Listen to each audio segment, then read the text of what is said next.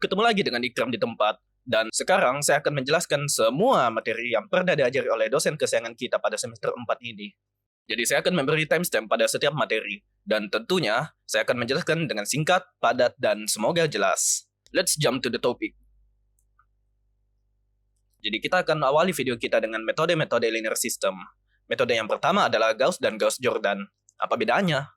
Gini, saya juga gak tahu. Gauss-Jordan ialah sama saja dengan Gauss, tapi dengan langkah-langkah tambahan. Jadi Gauss adalah operasi yang dilakukan pada koefisien yang ada dalam persamaan, dan hasil akhirnya adalah sistem persamaan ekuivalen yang selanjutnya dapat dengan mudah diselesaikan dengan metode substitusi.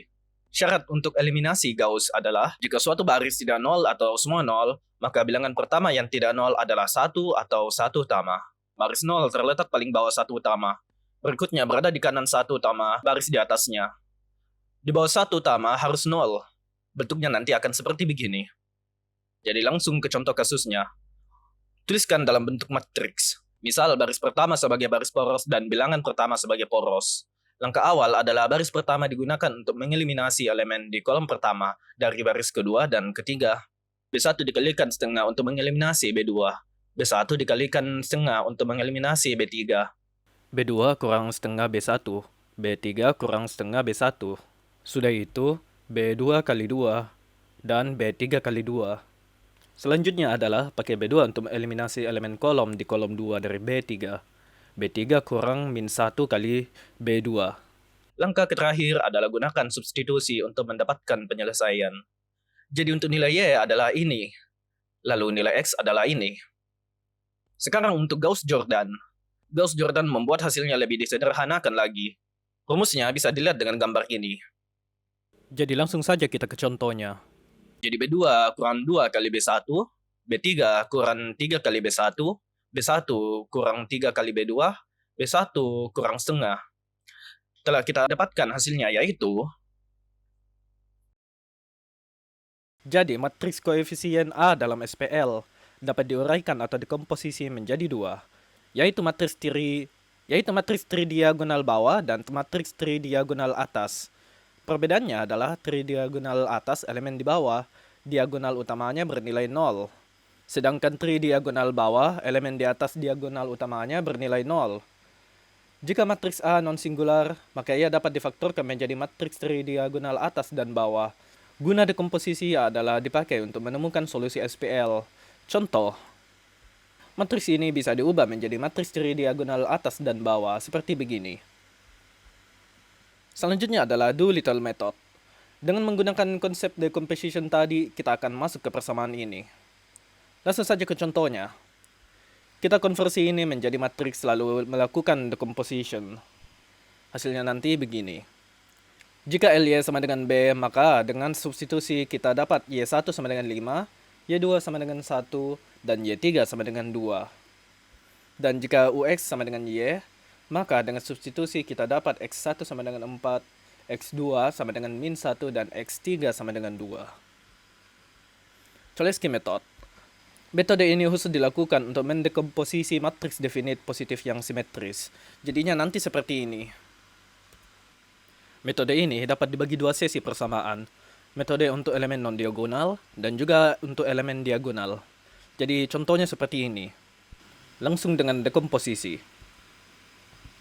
Jadi bisa dilihat, beberapa yang memakai beda metode dikarenakan ada yang diagonal dan non-diagonal. Jadi jika LY sama dengan B, maka Y1 sama dengan 7, Y2 sama dengan min 27, dan Y3 sama dengan 5. Dan jika UX sama dengan L pangkat TX sama dengan Y, maka X1 sama dengan 3, X2 sama dengan min 6, dan X3 sama dengan 1. Selanjutnya adalah Jacobi iteration. Jacobi iteration adalah metode iterasi untuk menyelesaikan sistem persamaan linear maupun tidak linear dengan dimensi yang banyak. Hal ini lebih digunakan dalam komputasi big data. Metode ini digunakan jika matriks memiliki elemen diagonal yang lebih besar dari jumlah semua elemen pada persamaan tersebut. Jadi cara hitungnya ini adalah menggunakan rumus yang sama dengan variabel yang beda dari hasil rumus sebelumnya. Kita melakukannya sampai mendapatkan nilai mendekati toleransi errornya. Contoh. Jadi pertama dekomposisikan lalu apply rumusnya. Kita akan awali iterasi 1 dengan X1 sama dengan X2 sama dengan X3 sama dengan 0. Nah, selanjutnya iterasi kedua kita akan pakai ini. X1 sama dengan 1,667, X2 sama dengan 1,333, dan X3 sama dengan 0,2. Nah, sama halnya dengan iterasi selanjutnya, dan seterusnya. Kita akan berhenti apabila sudah mendekati nilai error. Gauss Seidel sama dengan iterasi Jacobi. Bedanya adalah ketika kita sudah menemukan nilai X1, maka kita akan menggunakannya pada iterasi X2, begitupun dengan nilai X2 ke iterasi X3, dan juga nilai X3 ke iterasi X1 yang berikutnya. Dapat dilihat perbandingannya seperti begini. Dengan contoh yang sama lagi, dekomposisi dan apply rumusnya, perkiraan awal adalah X2 sama dengan X3 sama dengan 0. X1 gak dihitung karena kita akan mendapatkannya sebentar di iterasi awal. Jadi lakukan seperti ini. Sama dengan iterasi Jacobi, kita akan mengulang terus iterasinya sampai mendapatkan nilai yang mendekati nilai errornya. Selanjutnya, kita pindah ke tema baru, yaitu Inclusion of Matrix Eigenvalues. Jadi yang pertama adalah Gershgorin's Theorem. Dikemukakan oleh seorang matematikawan Rusia bernama Semen Arnoldovich Gershgorin pada tahun 1931.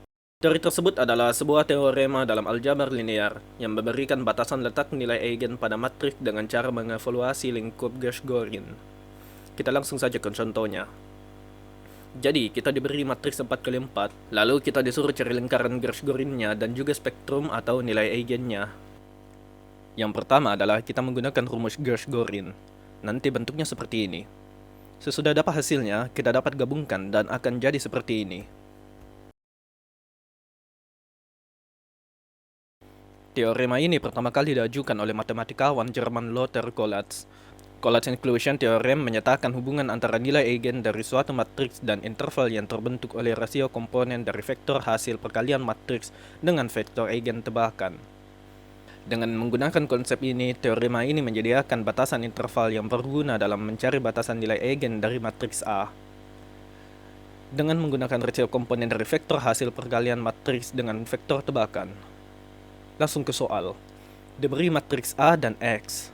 Solusinya adalah kalikan kedua matriks terdahulu. Nah, sesudah dapat, kita masukkan ke Q1 dan Q2. Hasil yang kita dapatkan adalah satu nilai eigen A. Teorema Perron menyatakan bahwa untuk setiap matriks non-negatif dengan elemen-elemen yang semuanya positif, terdapat nilai eigen dominan yang non-negatif dan vektor eigen yang terkait dengan nilai eigen tersebut juga memiliki entry-entry yang non-negatif. Matriks non-negatif adalah matriks yang entry-nya adalah bilangan real tak negatif. Kita langsung ke contoh kasusnya saja.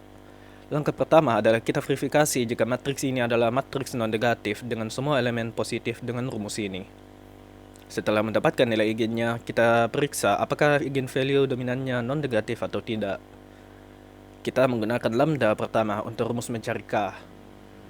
Jika kita memiliki K positif, kita mendapatkan vektor eigen dengan elemen yang positif. Dengan demikian, kita dapat simpulkan bahwa matriks A memiliki nilai eigen dominan yang non-negatif, dan vektor eigen terkait memiliki entry-entry yang non-negatif pula.